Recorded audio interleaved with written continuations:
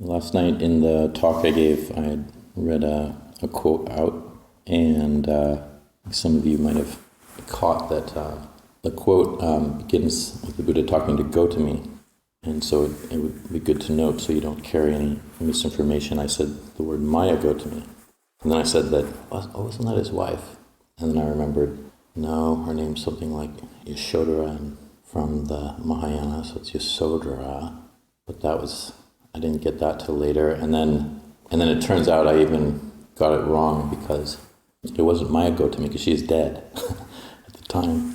That was the Buddha's mother, but it's Mahapajapati Gautami, who was his foster mother's aunt, and who became the first nun, and also was the one who instigated, I believe, the Bhikkhuni order through the Buddha and then Ananda asking the Buddha.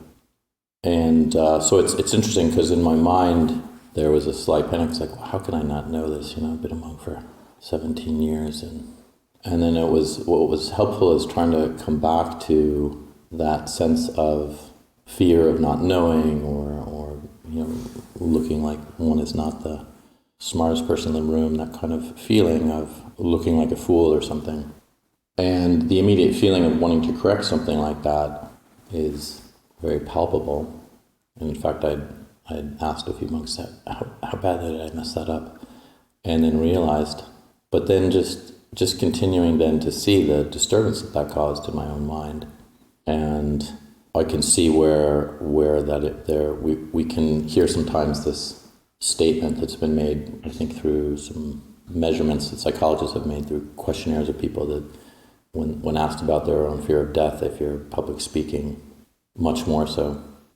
And so I think this is where this kind of thing comes from, this fear of judgment, or being seen as a fool or outcast or something like that. And so it's really helpful, I think, to actually go through things like that and really see how much self is carried in that experience, and how really the notion of like, okay, there's a fair amount of work to do, and that's uncovered, and seeing how precious that sense of self is, at least with my own experience, how that's the attempts at that are to preserve a feeling of either a status or feeling that one is wise in one way, or feeling that one can be seen that way, and all of that just gets dropped. And I find it's so useful, because then I can see, okay, then really what is the purpose of our practice? It's not to become in any way known for being wise. It's not in any way for, as I mentioned even in the talk, aggrandizing or making oneself to be something. It's the exact opposite. It is a diminishing of that self, making our own sense of identity very small, very insignificant. And coming back to this sense of, in the scene there is just the scene, in the herd there is just the herd, and that nothing else needs to be made out of our experience. And our only true measurement is just whether we're suffering or not. It really doesn't matter how others regard us or how important we think we are, anything like that. It just comes back to our sense of knowing, like, is there suffering here? And if there is, then how do I extricate myself from that? How do I see clearly into my own experience? How do I not add to this becoming, this sense of self, this sense of me?